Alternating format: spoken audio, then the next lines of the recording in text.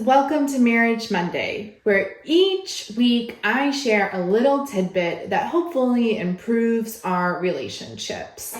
My name is Lindsay Rodriguez, and I am a licensed marriage and family therapy. And these are just some small tips that I've seen be really helpful for people when they implement it into their relationships. So we've been talking about Gottman's 4 horsemen. And the first week we did a big overview of what the 4 horsemen are. So if you missed that video, watch that. And then last week we talked about the first one, which is criticism, in a little more depth. So I'm going to leave both of those video links in the description and go ahead and catch up if you haven't seen those yet. Today we're going to discuss defensiveness. So defensiveness is one of the most common things I see when I do relationship counseling. And I have to say I'm highly guilty of it too.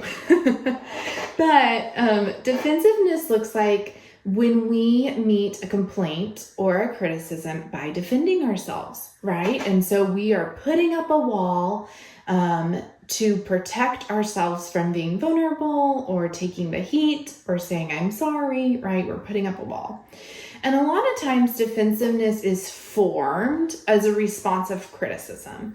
If we had a parent that was critical when we were growing up, we're much more likely to be defensive. Or if we're in a relationship that is pretty critical, we're much more likely to be defensive. The issue is once we learn to defend ourselves, we typically go to that as a go-to response, even when the other person's not being critical. And so if I grew up in a critical household, right, and then my go-to is to be defensive, my boss or my spouse may not be trying to be critical. They may be approaching me with a complaint. However, if I immediately respond defensively, they are going to feel like they can't talk to me, right?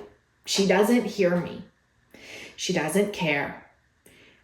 She just constantly gets defensive. And that's a really sucky thing for the other person in the relationship to feel.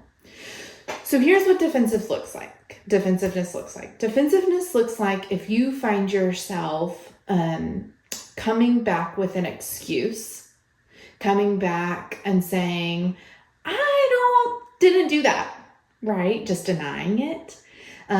Or a common one is something I call yes butting, right? So yeah, I hear you. I didn't do that, but you didn't, blah, right? We're meeting that complaint with another complaint and it derails the whole conversation. We're not actually listening to them. We're just going to throw something back in their face, right?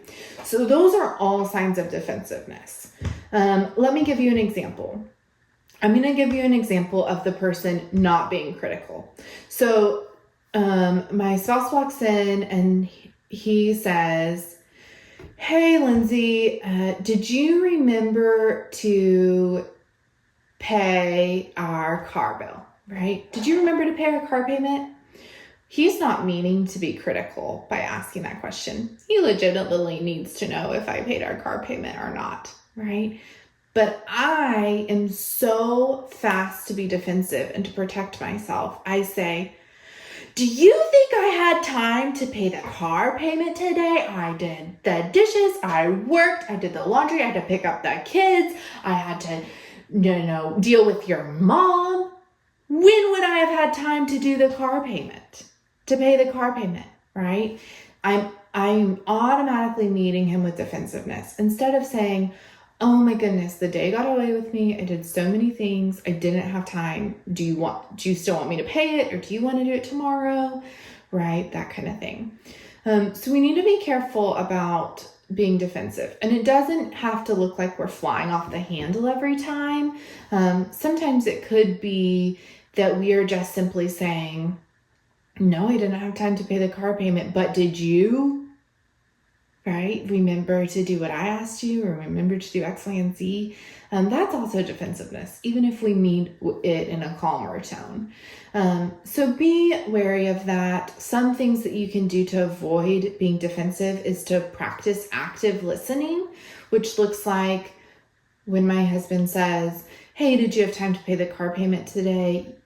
We can really listen to what they're saying. He wants to know if I had time to pay the car payment or not, right? And then say, oh, you're wondering if I had extra time today? I really didn't, right? And just answering his question, but really listening to what the other person is saying rather than automatically in our brain coming up with a response.